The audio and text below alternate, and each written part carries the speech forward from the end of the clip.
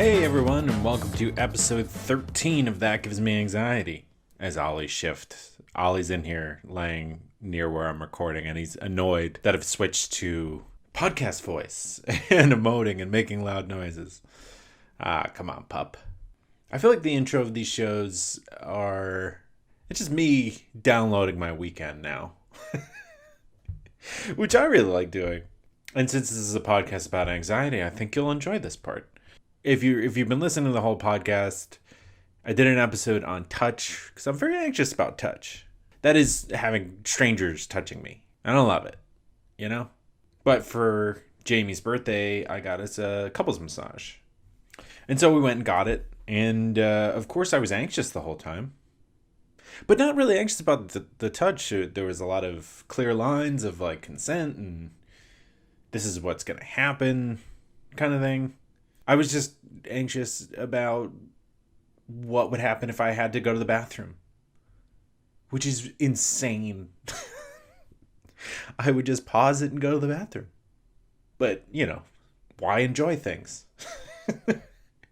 when you have anxiety? But overall, a great experience. We also got facials, which I had no idea what to expect. I thought it was just they wipe some cream on you, throw some cucumbers over your eyes, and we'll come and see you in an hour. That wasn't it. There was a lot of discussion, a lot of small talk. Things are being sprayed, and I had no idea what was happening. But it was nice. It was better than I expected. A lot more involved. One funny thing was that during the couples massage, they started playing that like gospel sounding ambient music from the Lord of the Rings, right? It was just like a lot of tones and stuff, but then I swear they started playing, they're like, and then I just went back and forth from worrying about whether or not I was going to have to pee to running lines with Gandalf in my mind. So do all who live to see such times, Frodo. That's awful. I'm sorry. Anyway, so after the couples massage, we were so hungry. We got McDonald's. Oh, man, it was glorious in that moment. But there are two things they tell you to do three things they tell you to do after a massage. One, drink plenty of water. Two, don't have a huge meal. We had now had McDonald's. And three, don't do strenuous activities or exercise. So following the massage, I had a Sprite, a quarter pounder, French fries, and I finally got put on a beer league team for hockey down here. Beer league is just like an adults league.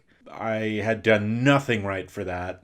I felt sick the whole time I was playing. I was looking forward to it so much because it's hard when you don't know anyone in a city to like get put on a team. And I had to miss the summer league, but found a team for the fall league. And I basically got sick while playing because the exercise was too much. Another blow to the ego. Well, all in all, a great weekend. And we've got an even better episode for you here. Today, our anxiety is caused by body toxins. And it stems from just being curious because just the health industry, the commercials for pills and products and stuff that are meant to fix problems that you or we may or may not have. Let me have questions about their efficacy or worthiness. Are they just creating problems to sell you something? Is there some value to these different, even diets or different spices that you hear you should be using more of? What kind of toxins are we even talking about? What kind of toxins are in the body?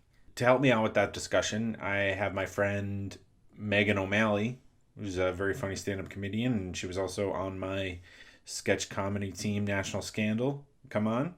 She's very into the health industry, so the perfect person to talk about anxiety related to body toxins. And then as an expert, I had Dr. Adam Blumenberg, who's a toxicologist, come on. He answered all the questions I had, provided a lot of good context, and gave a lot of good insight as to actually getting healthy.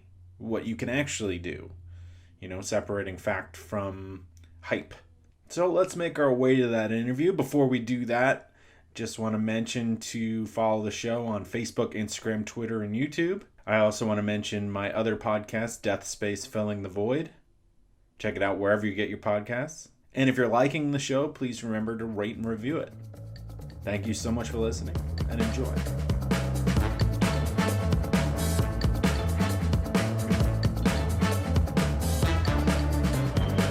Joining me now is my friend Meghan O'Malley. Meghan O'Malley's a stand-up comedian and was also on my sketch group, National Scandal, where she was my parents' favorite member of the sketch team. Meghan, how are you? Hi, I'm good. How are you? Wonderful. I mean, my parents are going to be, I'll have some guaranteed listeners with this one. I miss your parents. Yeah, me too. How are they? They're doing well. They're quarantining out there on Long Island and just hanging out and managing the two of my sisters are there too. So managing the 4 people working from home and taking calls and just living together, similar to what everyone's kind of handling. But yeah, they're doing all right. Yeah. I guess that's all you can ask for. Right. They certainly mourned the end of National Scandal, as did I, but certainly some very fond memories. Still not over them. We're still in it, kid. We're still in it. Right.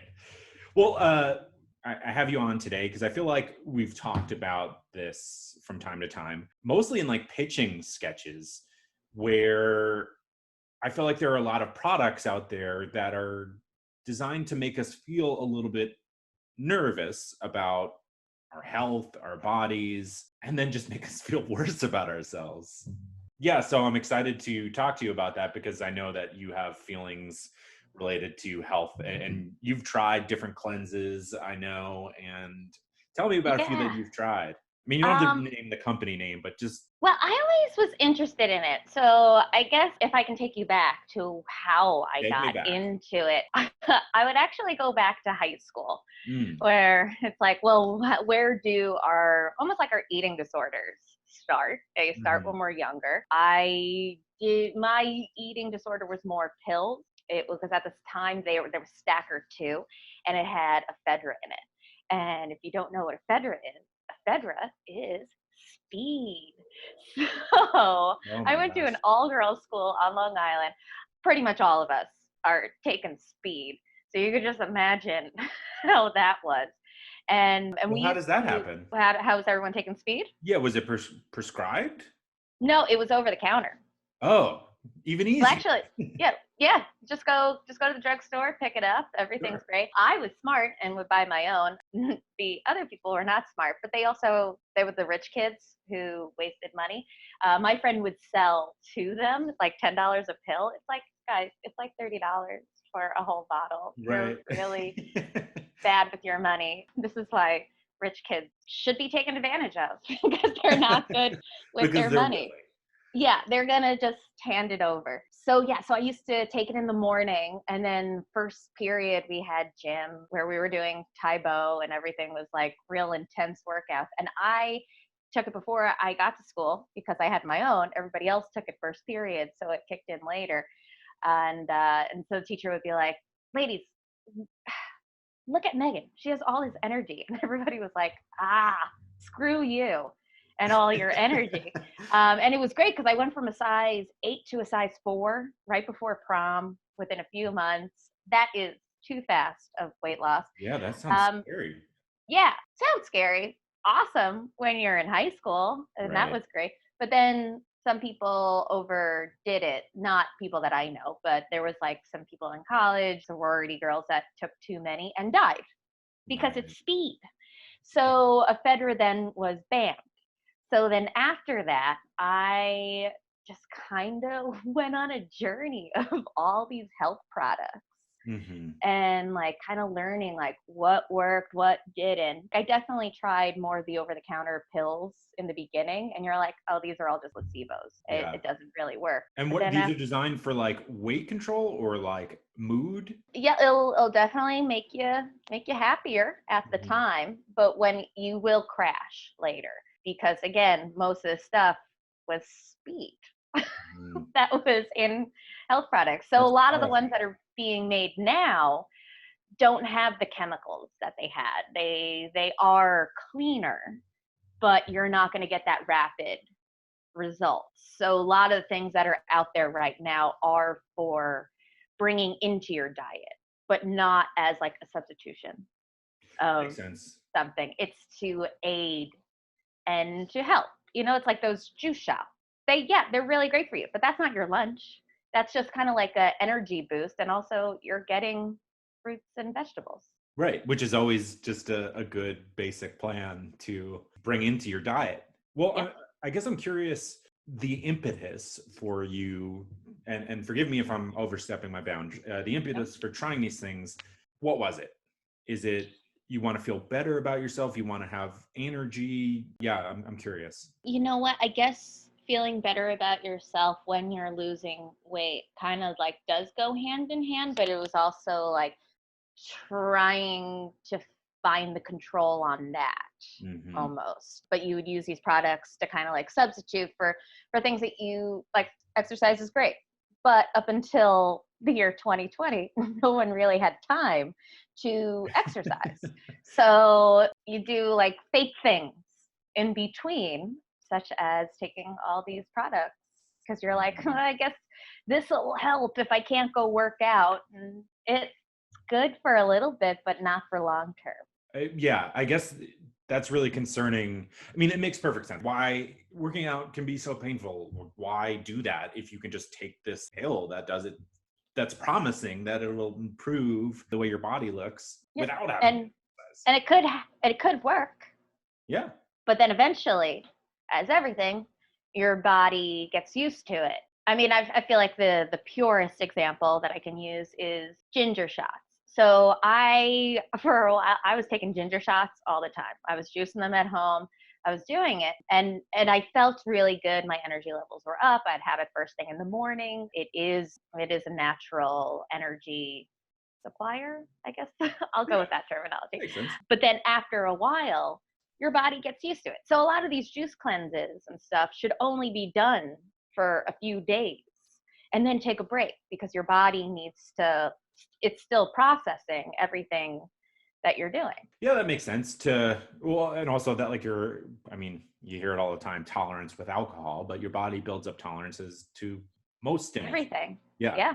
It's kind of like sometimes you have people who are vegetarians and then the doctor's like, I know you don't want to do this, but we kind of need you to start eating meat again because the body's sometimes it can't absorb the way another body, like your body could absorb things the way mine can't. But that's just how it is when we're born. We're all special little snowflakes with our the luck of the draw, baby. Absolutely. Yeah, and the other thing with vegetarians is like doing that over a long time. This is something that my sister had happen to her where she wasn't getting the proteins and the iron that she needed. And so they recommended like, hey, like you gotta bring in some fish or something. To any sort of diet over time really can. I mean, I don't want to call vegetarianism just a diet because it's more of a choice based on your morals or ethics, but in this respect, it is a diet. I also wanted to mention for the listeners that I had the chance to interview Adam Blumenberg, who's a toxicologist at an emergency room here in New York City. And I wanted to talk to him, and I did talk to him about how different diets could help the body and what toxins exist. But I think I should jump to the first clip, which is where he explains how a toxicologist does their job. Joining me now on the podcast is Adam Blumenberg, who's a medical toxicologist and an emergency medical doctor. Am I saying that right? Yep, that's right. Okay. Thanks for having me, Patrick. Yeah, I'm so excited to talk to you. It's always nice to pick the brain of a doctor, especially with your expertise. I've had these questions in my mind for a very long time. I mean, who doesn't consider toxins, right, in one way or another? So I'm curious, what made you want to become a toxicologist? So I find it a very interesting field within medicine. It's a field that looks at the way that external substances can negatively affect the human body. From a scientific standpoint, it's a very kind of fascinating area. You need to know a lot about the nitty-gritty, how cells work, how different chemicals will interact with different body systems. But Also, there's a lot of really interesting culture in play. So, for example, things we're exposed to in 21st century United States versus things that someone might be exposed to in central Mexico versus China versus Europe. One example, what kind of mushrooms are on the east coast of the United States versus the west coast of the United States that might be toxic? So there are all these kind of cultural and historical factors in play as well. So a day-to-day, how you practice toxicology, is it you work at an emergency room and someone may come in and there may be some kind of ingestion or something like that? That's the most common thing I'll see, yes. So in an emergency setting, after someone possibly has overdosed or is having a bad reaction to some substance that they didn't intend to have. So unfortunately, suicide attempts are relatively common in the United States and across the world. And sometimes people do attempt suicide by overdosing on pharmaceutical drugs or over-the-counter drugs. So that's a very big component of toxicology. Sometimes people are trying to have a good time and using drugs recreationally, and they might overdose. And sometimes people struggle with drug addiction, drug dependence, and they're using drugs in a daily way that I would call maladaptive. They're using it too much and it's quite destructive to their life, and they might develop an overdose or some toxicity from those drugs. Right. Well, I'm very interested. Someone comes in, maybe verbal, may not be able to tell you what they've ingested. What's step one? Are you running blood work? How do you get to the bottom of understanding what is causing the issue? That's a really interesting question. So part of it is anytime any potentially sick person comes to emergency care, we start with something called the primary survey, which is kind of a quick evaluation of body systems that might be immediately life-threatening. So we use the mnemonic, the ABCs. So ABC stands for airway, breathing, circulation. And that gives us kind of a ranked, ordered list of things that could be really dangerous and what we need to look at first. So just for example, someone chokes on a piece of food in a restaurant and it completely blocks their airway. Person can die from that within 5 minutes, very quickly. It's a very big deal and it needs to be acted on quickly. Right. Similarly, if someone is developing swelling in the back of their tongue and there's a ticking clock between now and the time their airway closes entirely, that's something that needs to be addressed very quickly. Now, if it's an allergic reaction in those first few minutes, I don't need to know, are they allergic to a peanut? Are they allergic to tuna fish? Are they allergic to, doesn't really matter. It's the airway that comes first. And that's why it's called the primary survey, because all those other details can be figured out later once that initial life-threatening event has been addressed. Got it. Yeah, that makes perfect sense to just keep life systems intact and then you can go down the line. He has a bit of a daunting job there, huh? It's just so fascinating. I don't know why. That's like the only medical field I think I would be drawn into would be toxicology. Why is it? Because you're interested in like the chemistry of the body? Yeah, it's so fascinating how different things can affect the body that you wouldn't even realize. Especially if someone's coming in and they're unresponsive and they can't tell you what they've taken, right? It's like, did they eat a Tide Pod or just have like an allergic reaction to a bee or something, like. Oh, the bees. Yeah. Oh gosh. And also, are people still eating Tide Pods? That's a very dated internet reference. I was gonna say bleach based on President Trump mentioning it, but I'm kind of over him. And yeah, me too. I feel like after the election, I just got really tired in a really nice way, where I was like, I'm just gonna sit quietly in a room. Yeah, it's like after finals week. From going multiple hours more than you would, your body just finally catches up with you, and you just need to rest and not think about him telling or encouraging us to look into drinking bleach. Yeah, we're almost done. Almost there. By the time this podcast comes out, it will be done, which is wonderful.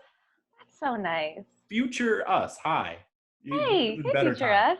Things are looking up. Right. Okay, so I also asked Adam about how the body handles different toxins, and here's what he said. The basis of this episode is really talking about toxins as it relates to diets and nutrition and things like that can help, kind of general health. So I'm curious, what are some toxins that are naturally occurring in the body, and how good is our body at removing these toxins? That's a great question. So toxins that are produced by the body are usually these different chemicals that are produced as a side effect of metabolism. Mm-hmm. So one that I'd say most people are familiar with is carbon dioxide, right? We learn in grade school, you breathe oxygen in and you breathe carbon dioxide out. And I wouldn't say that carbon dioxide is necessarily a toxin until it reaches a certain dose. Mm-hmm. So for example, if someone were in a completely enclosed space, so for example, a plastic bag over their head, or a room with absolutely zero ventilation, it was completely sealed from outside. Mm-hmm. Over time, their carbon dioxide would rise, and it might rise to the point where the carbon dioxide is toxic. Mm-hmm. Now, normally we don't think of carbon dioxide as a poisonous gas because we're breathing air, and the amount of carbon dioxide in the air is not that high. Mm-hmm. So this is one example of, there's this old saying in toxicology where the dose makes the poison. Got it. Basically, it's not a problem until there's so much that it becomes a problem. Carbon dioxide is one example, and we can talk about a few others. Mm-hmm. But for example, carbon dioxide is very readily removed by breathing. So there are individuals who can have significant lung disease where their ability to remove carbon dioxide is impaired. So there's an example. Sometimes people develop a disease called chronic obstructive pulmonary disease. It's often also called COPD. And that's a disease that sometimes can develop after years of smoking. Sometimes there can be environmental factors that lead to it. Sometimes people can be predisposed to it from birth, although it usually develops later, where their lungs develop damage, their stiffened lungs, a person cannot breathe as effectively, and their carbon dioxide concentration slowly rises. This usually doesn't happen overnight. This can take months to years, but their lungs lose the ability to, so to speak, detoxify themselves of carbon dioxide. Got it. And it just slowly inches its way towards a toxic level, I guess. That's right. And so in certain cases, that carbon dioxide in their bloodstream, because it's a dissolved gas, it does live in the bloodstream to some degree, can reach such a high concentration, at such a high dose, if we're going to use those types of terms, that it can cause some degree of toxicity. And usually what that means is the person can get very sleepy, and in severe cases can become comatose. Yeah, that sounds like a very scary disease. I know my grandmother had COPD, and it was very difficult to watch her go through that, because it results in a lot of difficulty in movement and breathing, and so it's definitely tough to watch somebody go through that. Yeah, I'm sorry your grandma struggled with that. It's a difficult disease to have. Thank you. What about our digestive system? Are there toxins that wind up or processed naturally, or maybe not naturally, in that through eating processed foods or something like that? How well does the digestive system handle toxins? That's a very fascinating and complicated question. Oh, good. That's good. That's what we want. Yeah. Yeah. So when you eat something, it passes down your mouth, down your esophagus, and it goes into your stomach. From there, stomach acid and other enzymes start to break it down into simpler components. It then moves into the intestine, where some of it is absorbed into your bloodstream, and some of it is not absorbed into your bloodstream and exits the body as poop. So the question is, what components are being absorbed into the body, and what components never even enter the body to begin with? The parts that never enter the body to begin with, it's very difficult to develop toxicity from those because they don't make it to the bloodstream. Right. The ones that do make it into the bloodstream, it kind of depends. Once nutrition or anything from the food that you ate gets absorbed from the intestine into the bloodstream, that component of blood does not immediately go to the rest of your body. The first stop after the intestine is to the liver. We have something called a portal circulation. That's just the name of it, portal circulation. And what that means is that when blood goes directly from one organ to a second organ, rather than from one organ back to the heart. Does that make sense? I can put it a different way. Yeah, it does. Frankly, that's very surprising. That's sort of not how I expected it. I feel like you look at diagrams and my understanding of the body stopped at high school, science education, where you see like the images of, a body like shaped like turned to the side and like there's blue and red lines. Of course, yeah. Yeah, that's very interesting. So just to try to bring that home, you're saying that blood doesn't just flow through evenly, it's going from organ to organ. Am I correct in that? In a couple of situations. So from the intestine, it goes to the liver and then to the heart. Okay. But other organ systems, not necessarily. So for example, blood that's gone through your muscles to provide your muscles with nutrients and oxygen, that does return directly to the heart. There's no pit stop at the liver or any other organ. Got it. And the liver acts as sort of I'll use a metaphor which you may completely reject, sort of like the pool filter of our body, and it removes seemingly a wide range of toxins. Is that correct? It is, and I like that metaphor a lot. Oh, great. Nice. Yeah. Yeah, no, I think that's a great metaphor. And that works well because it really does filter a lot of potential poisons, things that could be very harmful. It just takes care of them and blocks them from getting to any other part of the body. Like a pool filter, it works pretty well. There are certain specific things that can get past it. And that's why there are poisons that can be fatal or dangerous if someone drinks them. Right. So the liver filters out the poisons that it's capable of handling. Where do they then go? Are they passed in your waste, or how does that work? So there's a couple of different ways it can do this.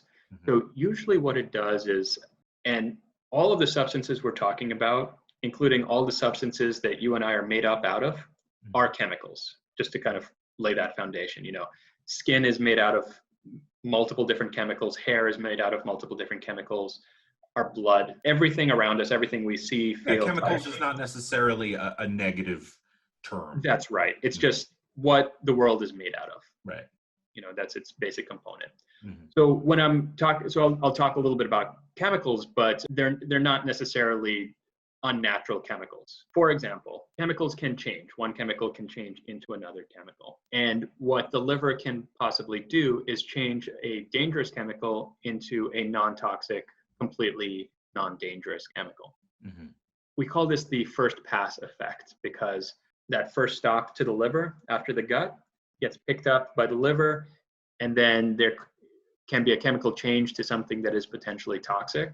It's turned into this harmless substance, which then is in the circulation. And from that point, a couple of things can happen. One thing that can happen is it can be secreted into our bile system, which gets dumped back into the intestine and then pooped out. So that's one way. Another thing it can do is it stays in the blood in a non-dangerous form, and then the kidneys take care of it and we pee it out. Got it. It's very funny to hear a medical doctor use the term pooped. I have to just acknowledge that. So in general, the sense that I'm getting is that the body does a fairly good job of removing toxins, whether it be naturally occurring or ingested in some way. Of course, it does relate to the dose, as you've suggested. But overall, is it correct to say that the body does a fairly good job of taking care of itself in that regard? I think so. I would give it an A grade in general. Oh, wow. That's really high. Yeah. The stuff that we kind of encounter in most day-to-day life will be taken care of very well. There are a couple of exceptions. So for example, if someone does have a chronic medical problem, for example, kidney disease, right, they might have certain issues with certain foods, certain medications that individual would need to talk about with their doctor just to make sure that they're not, so if they're on a medication that the dose is correct. There might be certain foods that they should avoid. Similar if someone has liver disease, if someone has a condition called cirrhosis of the liver, which is an advanced form of liver disease, they might have issue with certain foods that other people might be fine with. But if all the organ systems are working well in an otherwise healthy person, they are very effective at clearing potentially dangerous chemicals from most of the foods and most of the things we'll encounter in day-to-day life. Well, that's great. That's very promising news. That makes me very happy to hear. A nice doctor. Yeah. Sounds like the kind of doctor you want to hang out with. Totally. Well, especially since you can be like, hey, like, what's this gonna do? Like, I feel like maybe it's a good thing I don't have any friends that are doctors, because I feel like I would probably do that. I'm like, I'm about to do this thing. Should I be in? They're like, please go to your real doctor. I'd be like, no, I have a healthy fear of doctors, so I can't do that. Stop treating your body like a test tube. You're not a science experiment. You're a woman. Yeah, the other reason I do all these cleanses and health things is because I don't like going to the doctor. Well, it certainly can be a bit scary. I personally have high blood pressure, and my anxiety causes that to go up every time I get my blood pressure taken. So this has been going on. I take a pill for high blood pressure, but it always spikes, and it happens the same way every time ever since I've been 21, where I go in for the test, it gets recorded. The person recording it, like their head explodes at the high number. So they're like, oh my gosh, you're so young, you shouldn't have this. But now that that's a learned response, my blood pressure is picking up because I know that they're gonna have this moment. And it happens every time. So it's just like this build up, this snowball effect of high blood pressure and like people just losing their mind. When I do have to go to the doctor, I do always have a nice experience, because when the doctor comes in the room, he's like, how are you doing? I'm like, I'm doing well. You should just know I have a healthy fear of doctors. It's nothing about you. It's just what you're going to tell me. And they're like, oh, okay.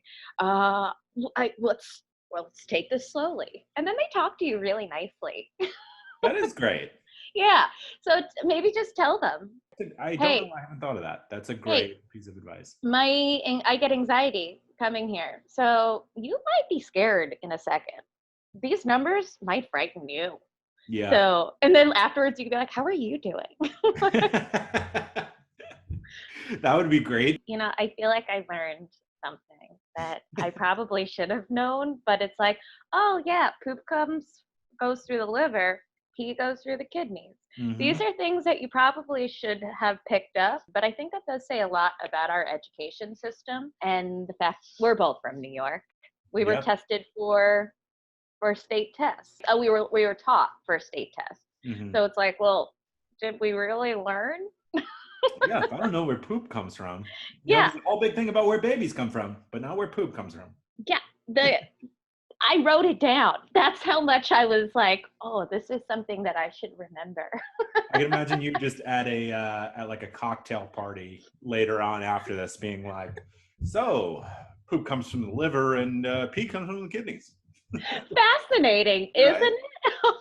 What an interesting woman. Here, get her some cocktail weenies. Everyone's like, who is that woman? She just keeps walking around talking about poop and pee. It's like, well, you should have seen her at a wedding one time. She kept talking about how there were Nazi ghosts in the house. That is a true story. There were Nazi ghosts. Where was this? It was in California, and it was in the mountains. And I wasn't in the bridal party, which, sometimes you're like, what a fucking blessing. I'm not in the bridal party. So yeah, because then you don't have a job. You just get to drink and eat and have fun. Yeah, but I was staying in the house with everybody who was. So while they all went to go do their things, it was me and one of the girls' boyfriends, or it might have been her husband. I'm not sure. But we were then hanging out, and he was like, yo, I got to show you something. And then so he takes me into this like grand hall, and we're like in a sleepy town in the mountains too. And he's like, look around. What do you see? And I was like, I see a lot of German symbolism all over the place. And he was like, yeah, Nazi ghosts. There's Nazi ghosts in these hills. I was like, I believe it. And so for the rest of the weekend, we're both like, did you hear about the Nazi ghosts? Was this the old man from Pet Sematary? Shouldn't go up there. I would hang out with him, wouldn't Yeah. I would be like, no, he's just really misunderstood. Did you know this happened to him once upon a time in his life? Oh, yeah. Yeah. Well, the main takeaway from the section with Adam, I felt, was that the body generally does a pretty good job of handling toxins. I don't know. That made me feel good. Yeah, it's very positive because it's like, oh, we're getting scared for no reason, which is what health and wellness does. Right. I mean, not to be conspiracy theorists, but companies want to make money, they want to make money. And a good way of doing that is to make us feel as though there's a problem that needs to be solved. Mm-hmm. Yeah, and it's like health and wellness is a really nice idea, but within any community, there's people who are trying to take advantage and also trying to like scare people into things. I used to work at a co-working space that was health and wellness based. Their whole mission was very nice. They had yoga going on, so people could always take a break during the day. There was a nap room, so you could go meditate or take a nap. Oh. It was beautifully done. But I worked some of these workshops on the weekends. I was a facilitator, so I just had to be in the building. So I would like listen on to some of this stuff, and it just like almost the fear that they're putting into people, but they're smiling the whole time. It's so creepy. And I was just watching from the back. I was like, I feel like all of these people, mostly women, it was mostly women in the room, few guys, would have just benefited from journaling. Tying it back to journaling. Yeah, journaling is it's really important. Yeah. And you can find out a lot of your problems. Speaking of a cult where everyone is smiling, improv. Yeah, honestly, improv is another one where it's really good ideas, good intentions, but then you got to get all those levels. Right. Get them all. Keep going. Yeah. What are we? Are we like supreme priests and priestesses right now? Yes. Well, moving on to some of the things that could potentially help us. I also spoke to Adam about juice cleanses.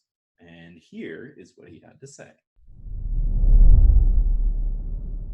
I remember the stress I felt having to switch from Final Cut Pro to Premiere. They're both video editing software. It can be daunting to switch or have to continuously learn a new program. In fact, I learned Premiere by telling a company that I knew Premiere when I didn't. And I just figured it out and really threw myself into the pool to make sure I knew it because I knew I needed to know it. So learning software is very important, especially if you lied and need to catch up. Today's episode is brought to you by My Software Tutor. Are your Excel skills optimized for your current job? Do you know the basics but need to learn more? My Software Tutor offers 3 levels of real-time Zoom-based courses with a live instructor. Yeah, I need a live instructor. There's a lot of video tutorials out there, but having someone ask questions feels a lot better, a lot easier. They all deliver practical, functional business skills in a friendly, supportive environment. These courses will increase your marketability, whether you're an employee, job seeker, consultant, or contractor. Register at mysoftwaretutor.com and use the promo code POD20 to save 20% off all registrations. Today's episode is also brought to you by The Cardist. This is a service that basically helps you mail cards with a special message on the inside. They help you write that. That's amazing. Because Jamie's always laughing at me because I usually just write the person's name, Dear so-and-so, and then at the end just write, Love, Pat and Jamie. Just when you get to writing the card, you feel so put on the spot. I'm pretty expressive with how I feel in my relationship with my friends or with my family. So yeah, it's also hilarious to be admitting that I feel like I'm really put on the spot and couldn't think of anything to say. 8 years of improv training down the drain. But with so many birthdays, there's no time to shop for cards, write the cards, and buy the stamps. Now you can do it all right where you sit because the Cardist Studio does it for you. That's great. I want more things where people do it for you. Make your life easier. Introducing a writing specialist for the message inside your greeting cards. The cardist studio creates your message, writes it in the card, and mails it for you. The post office... One tough thing when I used to live in Brooklyn was the lines at the post office. Insane. South Carolina, it's just... You walk right in, you walk right out. The most recent man who helped me was like smiling at me. I'm so used to the post office just being like, get out of here. We have more people to get in. Just see the line. Hurry up. All you do is pick the card and tell why you're sending it. No more errands. No more anxiety. For a message from your heart, but not your hands. Sit back and just enjoy your relationships. TheCardistStudio.com. Thoughtful. Just got easy. And you can use the promo code AnxietyPod for 10% off all orders. The reason why I reached out to you is as you get older, you want to make sure you're taking care of your body, and I think that leads towards different diets or cleanses. And I've certainly tried a few, but I guess I'm a little cautious when I hear a juice cleanse referring to toxins, right? Without describing the toxins or what it's specifically doing. I guess as a toxicologist, we're not trying to bury any specific company or anything like that. You hear a juice cleanse removes toxins. Is that almost in a sense laughable or misleading potentially? I think I would agree with the term misleading. The juice, whatever juice we're talking about, whether this is some kind of extract of a particular plant or something else, it doesn't know, it's not an intelligent thing, right? It's just a cup of juice. Yeah. So it doesn't really know how to target any particular toxin. It doesn't know how to target one individual person's problems, one individual's state of health. If someone does have certain health issues, they might run low on certain vitamins. So that could possibly be an issue. It's important to eat a well-balanced diet. I'm a big fan of recommending lots of fruits and vegetables, especially lots of vegetables. And rather than adding something that is intended to kind of detoxify, I'm using air quotes here, it's probably better to avoid foods that contain a lot of things like processed meats, lots of artificial sweeteners, sugars, artificial colorings, things like that. Rather than to try to detoxify, it would probably be better to reduce exposure in the first place. Got it. So if you are eating, let's say, a significant amount of processed meats, your first advice seems to be stop that, make a change, in your diet. Yeah. Is there, it doesn't seem as though there's sort of a get healthy quick method, right? If you are eating processed foods constantly, there's nothing else that you could then drink that would make it all better. I would agree with that. Okay. Yeah. Well, that's good. Just like getting rich quick, you're not going to get healthy in an instant. Right. So just, taking the steps that are pretty clear in that improving your diet and exercise and treating yourself better and sleep and all that. That's good to know. I've also seen a lot of toxin removal remedies for the skin. I'm curious if you could explain a little bit about how the skin handles toxins and what those toxins might be, and whether a skin detoxifier is also somewhat misleading. So I would say, to start with the first question, how does skin detoxify the body? So skin is made out of multiple layers. There's the deepest layers, which are kind of closest to the bloodstream, are where skin cells are dividing and how the skin is regenerating itself. And the outermost layer is entirely dead skin cells, and those just kind of slough off throughout our day. If you want to hear a little disgusting factoid, a lot of dust in people's homes is just sloughed off human skin. Oh gosh. Yeah. That is tough to think about, especially the next time you're dusting, just thinking about, oh gosh. Yeah, so that's definitely one of the things that the body does, and that's normal and healthy.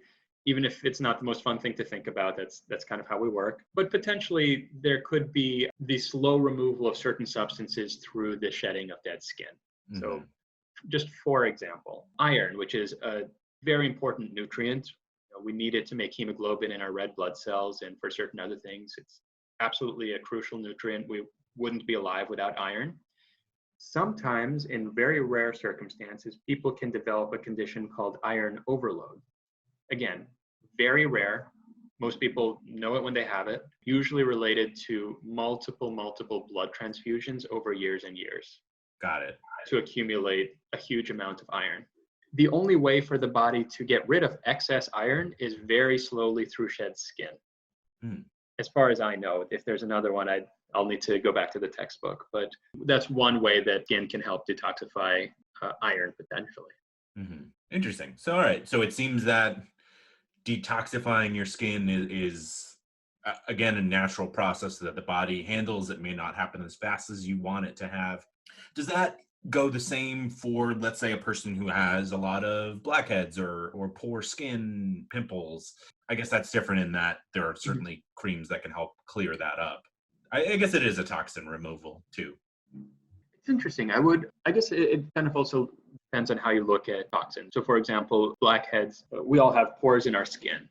And blackhead would be a clogged pore. So it fills up with natural skin oil. And then the very top of that, the black part, is something from the environment, dust, soil, something like that, which gives it that color. Okay. Generally speaking, it's not very harmful unless the person who has the blackheads doesn't like having blackheads. Once in a while, germs can get into there and cause an infection. But otherwise, it's not a particularly harmful condition, except that, of course, some people don't like having blackheads. Right, just an aesthetic. Juice cleanses. I don't know why I slurred that. Juice cleanses misleading is one of the main takeaways there. I mean, it's one of the reasons for this episode is that you go in a juice shop, and this isn't a knock on juice shops. Like, I really enjoy what I get, but I guess I always had a problem with the detoxifying notations or menu items. And according to Adam, and who obviously is a toxicologist, he's saying that is somewhat misleading. I'm curious what your thoughts are. Yeah, no, I 100% agreed with him. It was nice hearing him say all those things, and I feel like everything he was saying was validation for myself of over the years of experimenting on me. But yeah, like I do wish, because there is a great opportunity, because it's like you want to promote health. And or we can find out that all these people who have these shoe shops are just like, no, I just want to take advantage. And then I'd be like, I think I appreciate that more. It's like you're at least being honesty. honest. It's refreshing. Yeah, because it's like you're not really telling us what these things are doing. So I feel like if they were to say like, oh, this juice has blah blah blah blah blah and blah blah blah in it, and it promotes like health in the kidneys, like this is going to aid the liver, but also it's like the combination of that, which I don't think the juice shops are realizing, because they are chemicals. You can take something that is like really good for the kidney and really good for the liver, and you could put them together, and they're not going to be good for either. It's just going to be drinking a juice. So you could have just gotten like a Tropicana lemonade. A lot of these things are saying that it can do this, but actually it probably isn't. Exactly what you were saying about like the liver and the kidneys, like, yeah, chemicals independently of one another. I mean, that's why it's nice to leave the chemicals up to the experts. Yeah.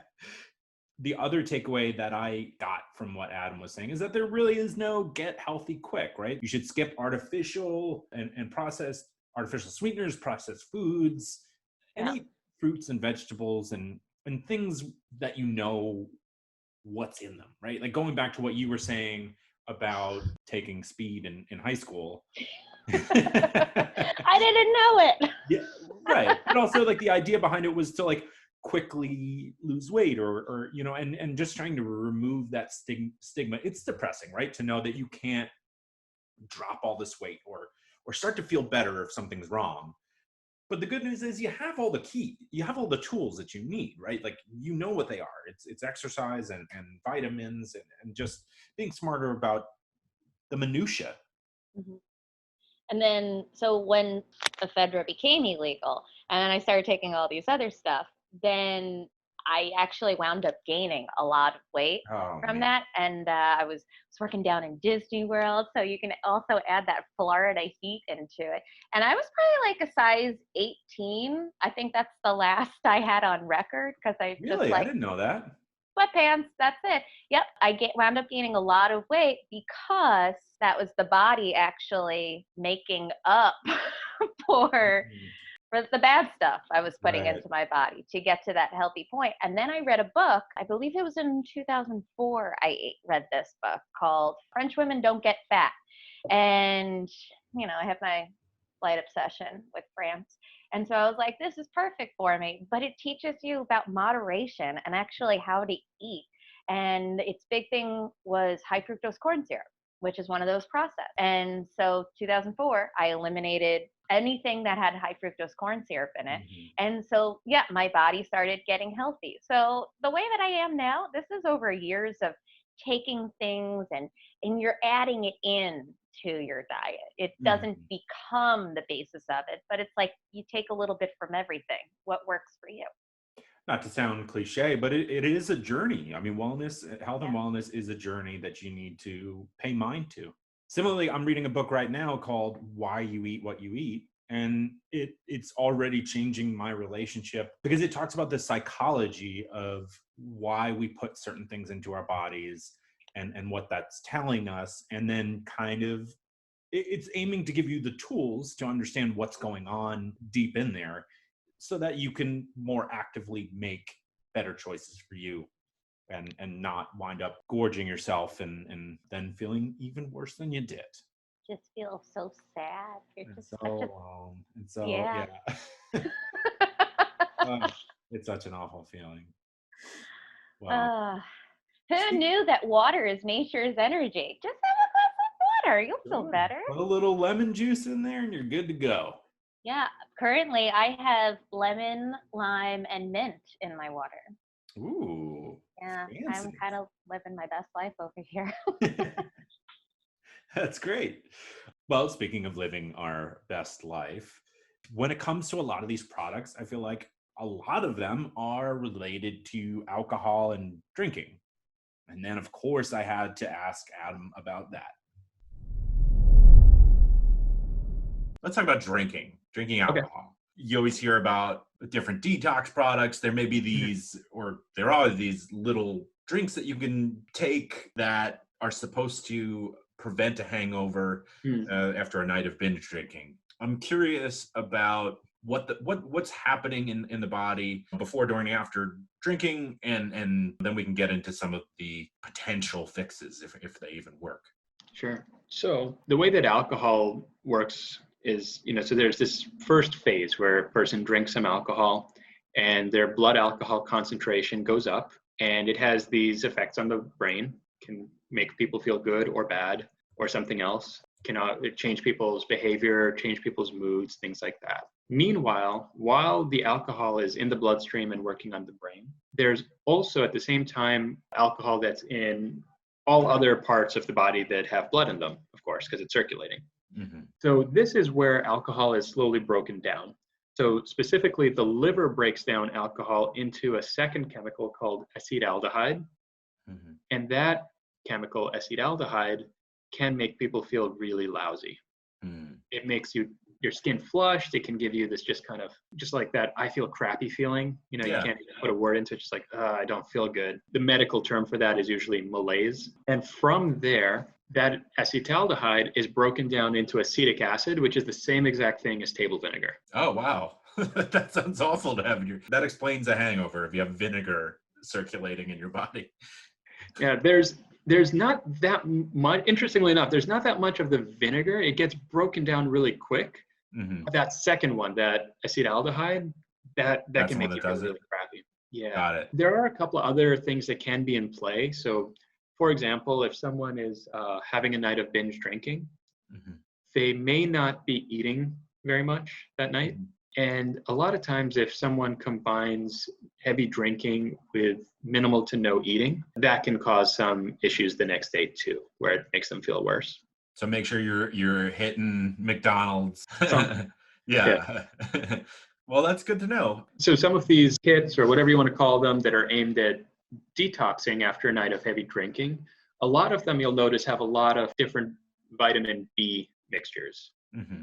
And the thinking behind that is that your body does need vitamin B in order to break down alcohol. Mm. In people who drink heavily every day or heavily for several times per week, they may develop vitamin deficiencies. They may not. Okay. People who drink occasionally but otherwise eat a relatively normal diet, they're probably not deficient of vitamins. Okay. And what about that dehydrated feeling when it comes to alcohol? Is there anything to that, or is it just the malaise? Are you actually dehydrated? A little bit, yeah. You are a little bit dehydrated. It comes from a couple of different reasons. One is person might not be drinking enough water or fluids that contain water while they're drinking, and so they get behind on fluids. Mm-hmm. The other reason is that alcohol itself acts as a little bit of a diuretic. Diuretics are substances that make you pee more. Mm-hmm. So you'll be peeing a little bit more after drinking, and this is even aside from the amount of fluid you're drinking. That's interesting. I never knew that on top of that, you are eliminating quite a bit more then. Mm-hmm. So, all right, that's another one we're crossing off our list, that a lot of the detox. I mean, when we spoke about mm-hmm. this interview, you mentioned the rainmaker fallacy, and I thought mm-hmm. that was really interesting. Mm-hmm. I don't know if you brought it up. I want you to have the chance to explain it if you'd like to. Sure. The rainmaker fallacy, or the rainmaker scam, is kind of this interesting idea. This comes from history. In the old days, there would be these wandering individuals who would market themselves as rainmakers, and they would sell their services to people who needed it to rain. So, for example, farmers during a drought. Mm-hmm. And they would say, in exchange for a buttload of cash, I will make it rain. And then they would do some kind of ritual, something dramatic, something that has a little pizzazz to it, something that makes it look like they're really doing something. Mm-hmm. And they would say, okay, next week it's going to rain. And guess what? Sometimes it rains next week, because that's how weather works. Right. And they would take credit for it. And they'd say, customer satisfied, keep the money, refer me out to Tell your friends, yeah. Next time. Tell your friends, call me next time. Sometimes it wouldn't rain, and they would say, well, you just got to be patient. Let's just repeat the ritual. I could tweak it a little bit. Let's just do it again. Let's give it another week. Chances are, you do this enough times, it's going to rain. Yeah. So, I mean, that makes perfect sense for certain products related to feeling better with alcohol. It's like, drink this drink and you'll feel better tomorrow. And it's like, you're probably going to feel better tomorrow. Yeah. Yeah. You can't detoxify yourself from the alcohol, but these products are going to tell it to you that they are, just like they're going to lie about everything else. You know how you could do it? Maybe you could watch your drinking. That's easier said than done. But I love how they promise, drink this while you're having a bazillion beers and you'll be fine tomorrow. Good as new. Yeah, I think this is probably a topic that's probably very near and dear to everybody right now. Yeah. Everyone's probably been drinking a little too much this past year, because you're just kind of like, okay, what's the point? Numb the pain, I'm bored. Like, it's all of that. There's every reason to just get. Yeah, I think we went through all of them. I could definitely, I feel bored. There was, I would say, a month ago, I was having a drink. I was like, why am I having this drink? Okay, I'm going to remember I had this conversation with myself right now, tomorrow. Because today is done. Yeah, because I already poured this one into a glass. That would be a waste. Yeah, that would just be a waste. So I understand where I am. I was also taken aback by just how awful. So alcohol gets broken down into, I'm going to try acetophenamine, whatever. And that's what makes you. And then from there, it gets broken down into vinegar. That is. Oh, I loved your reaction to vinegar, because I wasn't actually, I did not have the same reaction. I was like, oh, okay, vinegar. Really? Yeah, because have you ever taken shots of apple cider vinegar? I have, yeah. Yeah. It's awful. Well, if you do it real fast. You're not lingering. Yeah. And maybe have a lemon peel afterwards. It hurts my stomach. That's another one. I I overdid apple cider vinegar. This must have been, I think it was like 4 or 5 years ago, because I took a break from drinking. It turned into 130 days. That was not the goal. That was just once I got to that, I was like, I feel good. Yeah. I think I can have a drink now. Okay. But yeah, overdid the apple cider vinegar way too much. And then it hurts your stomach lining. It does. I've only done it a little bit, and that's because I read so much about it, and it was promising this or promising that, and like it was like a cure-all for so many different things, or at least that's how it's written about. But then your stomach just feels awful. That's the other thing. They don't tell you the long-term effects of this. Another one is turmeric. Want to hear something fascinating about turmeric? Yeah. It's a great spice, but it's also one that, I mean, you don't want to overuse it because it will overpower everything. But it also is a natural blood thinner that a lot of people don't know. So if you're on certain medications to help your heart and blood flow, turmeric might not be great for you. Okay. I feel like this is a great point to just say, everyone, talk to a doctor. Talk to a doctor. And everything is Googleable. Yeah, everything is Googleable, but like the "this helps everything" article gets a lot more clicks than the "don't do this." Like this causes bad. I'm gonna leave it at that. I'm not gonna fix that sentence. You should go. It's important if you're gonna be experimenting on your body to go to multiple sources, and maybe write them down, and also look at the websites that are gonna tell you that maybe you're wrong, because you can't. It's not like you don't go to a therapist who's only going to be telling you that you're right. So don't do that to your body. Right. You just choose your news networks that only tell you you're going to be right. Yeah, actually, it's very important to be told that you're wrong in life. And the fact that I'm saying that statement shows how much I've grown. Absolutely. Does not like to be wrong. I don't. It's a family trait. It feels very good to be right. Absolutely. Yeah. Okay, so the final clip is about colon cleansing, and here is what Adam had to say. I want to move on to the colon. Okay. A lot of products again suggest that take this to clear toxins out of your colon, and there's all these urban legends like where John Wayne had 40 pounds of this is actually one that I saw 40 pounds of waste impacted in his colon. How well does the body do at removing waste once it hits the colon? Great question. So again, in a otherwise healthy person, so someone who does not have some kind of chronic medical issue related to their colon or some other body system, it works very well. Most people will essentially clear their colon entirely every couple of days. Now, let me explain that a little bit. The colon is constantly in some or other state of having stuff in it. It's never completely cleared.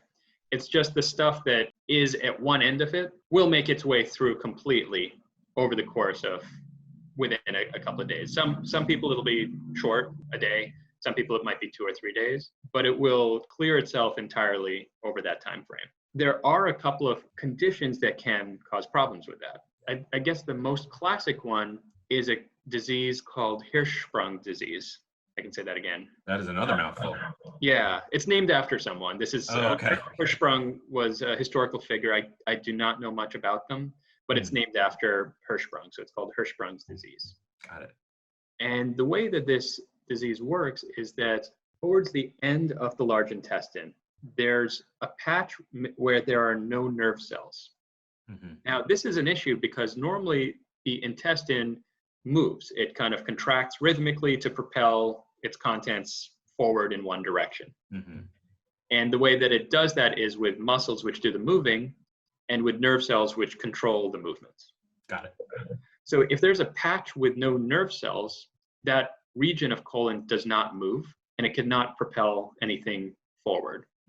What ends up happening is there's buildup behind that patch. Okay, that makes sense. It's something that is diagnosed usually in infancy, like within the first month or two of life. I would imagine you would know if you were not passing or eliminating as things build up. Yeah. Exactly. Because nothing is moving through. Mm-hmm. And so that can cause issues where there is significant buildup. Got it. Again, so it seems like a product designed specifically to help remove toxins from your colons, unless you have a medical, I don't know what the proper word is, some sort of medical issue, you wouldn't need that product, right? It seemingly making sure that you're eating enough fiber, which there are certainly products that can help you get more fiber. Again, going back to not getting rich quick, that you're not going to get healthy quick, making changes to diet, exercise, and sleep is really the best you can do. I would agree.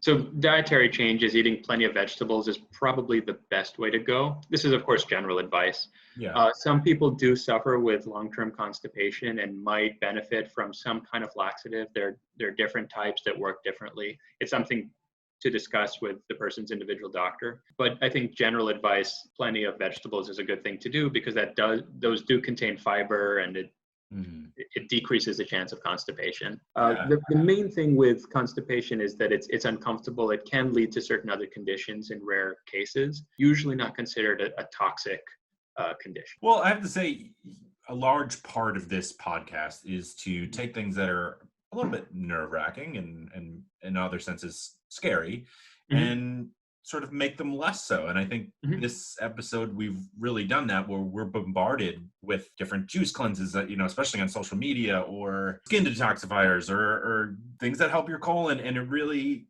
is that you, for the most part, have the tools at your disposal. You probably know them, eat well, like we were just saying, and all that. And yeah, so that's really nice. Yeah. Thank you so much for adding your expertise. Absolutely. Yeah. Thanks for inviting me on the show. Of course. Before we go, I just want to make sure, is there anything you think I missed? Is there anything you think that's important related to mention related to toxins? I'd say that any kind of non-specific advice, like detoxifying kits that you can buy on a shelf, is not very thoughtful about you personally. Similarly, there are unfortunately a lot of scams out there. I'm sad to say, and sometimes they can be dangerous, and they do, unfortunately, sometimes prey on people who are anxious and do want to do the right thing and be healthy and live a good life. So I would just give the advice of, if you have a question, talk with your doctor. That's what we're here for. Ask any question. There's no such thing as a stupid question. It's always fair to ask. That's great. I think that's great advice. It's always, if you're struggling with something or nervous about something, speaking to an expert is always the way to go. They're not going to laugh at you.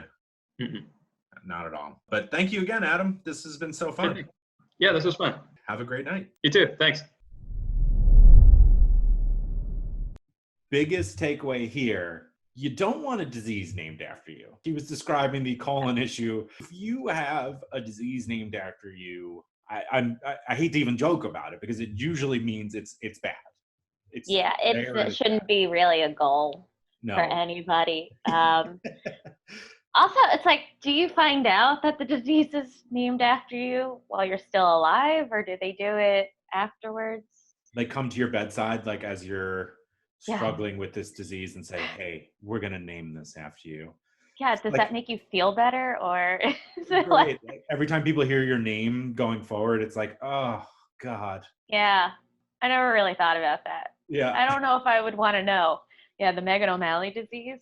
I feel like, what? She starts a conversation and she doesn't let anybody else jump in. Oh, burn myself. Burn. I talk a lot. That's okay. I created 2 podcasts. 2. Well, it was also nice to hear that the colon also does a pretty good job of, unless you have a condition, but it does a good job of removing toxins itself. It's the theme of the conversations with Adam, was that your body's probably doing just fine. If you have an issue, something feels wrong or feels off, see a doctor. Talk to the doctor. Yeah. If you drink, don't binge drink. Don't overdo it, because when you do, you're hurting parts of your body that you didn't even know that you're hurting. Right. You're not just getting wasted. You're actually destroying your liver and your colon. Yes. So think about that next time you're like, I'm going to have another. Imagine going to a bar and somebody's like, I'll take a round of shots. You're like, well, have you thought about your liver and your colon?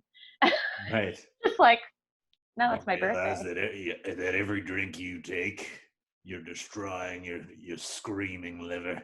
You say it like the guy from Jaws. I just walk around with a chalkboard, just so I can put my nails on it. That whiskey, it's got black eyes like a doll's eyes to your liver.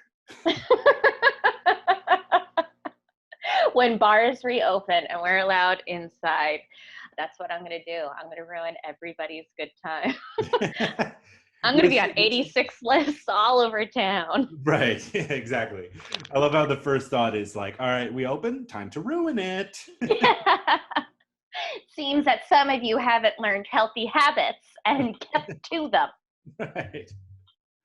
Well, Meghan, this has been so fun. I hope you feel a little bit or a little bit better about, or maybe even learned a little bit about body and toxins. And I know I definitely did. And I feel like learning about the body has been something I've been, like we described, like a journey and definitely trying to absorb as much as possible.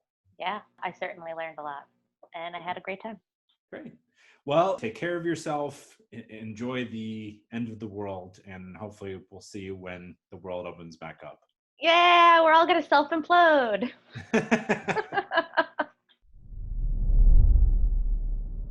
I knew it. I feel like I knew it. No, I don't. That's not the tone that I really want to come across about the health industry here.